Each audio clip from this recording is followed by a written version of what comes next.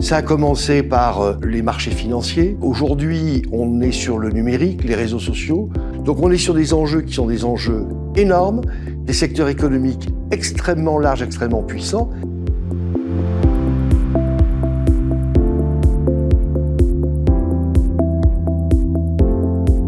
C'est un sujet, la compliance, qui est un sujet énorme et qui sera de plus en plus énorme dans les années qui viennent. Pourquoi? C'est quoi la compliance? Ça consiste à réguler un secteur où l'ensemble des entreprises, lorsqu'il y a des enjeux qui sont transversaux, comme des enjeux par exemple de lutte contre la corruption, et de le faire en poussant, contraignant les acteurs économiques à internaliser le respect des normes, des lois, des décrets, des règles, des principes.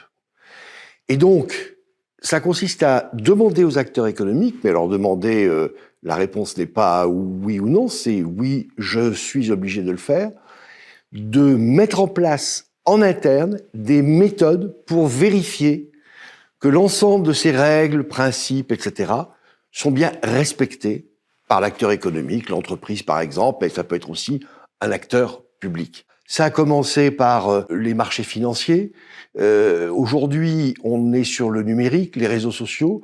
Donc on est sur des enjeux qui sont des enjeux énormes, des secteurs économiques extrêmement larges, extrêmement puissants, qui agissent sur le territoire français, sur le territoire européen, ou qui sont même totalement mondialisés. Et à travers ce process, cette méthode de contrôle du respect par ces acteurs économiques des règles, des droits, des principes, par cette méthode de la compliance, on peut être amené à contrôler des entreprises, y compris si elles agissent non seulement sur le sol européen, mais à l'extérieur du sol européen. Donc c'est très puissant, et il fallait que la Cour de cassation et le Conseil d'État, les deux ordres de juridiction étant concernés, se rencontrent sur ce sujet, qui est vraiment un sujet qui est en train, pas d'exploser, mais en tout cas de se développer de manière très importante, en se disant quelles vont être demain les modifications dans l'office des juges, du juge judiciaire, du juge administratif, compte tenu de cette nouvelle méthode de régulation.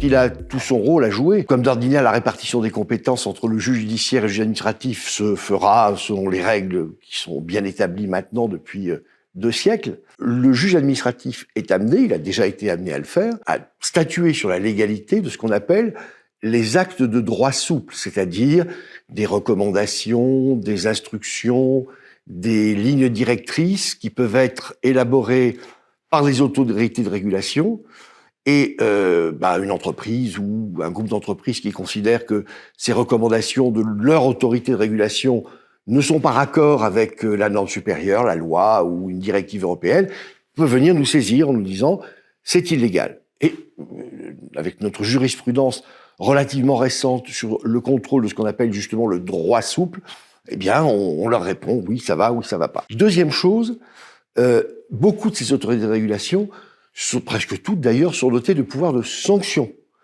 des manquements des entreprises aux règles qu'elles doivent respecter. Et nous sommes, le Conseil d'État d'ailleurs directement, juge de ces sanctions. Et donc en dernier ressort, c'est nous qui disons oui, l'autorité des marchés financiers, la CNIL, on l'a vu dans des exemples récents, a jugé légalement en sanctionnant à telle hauteur, ce sont des sanctions financières, telle entreprise, y compris telle entreprise qui est un acteur international dans le domaine du numérique.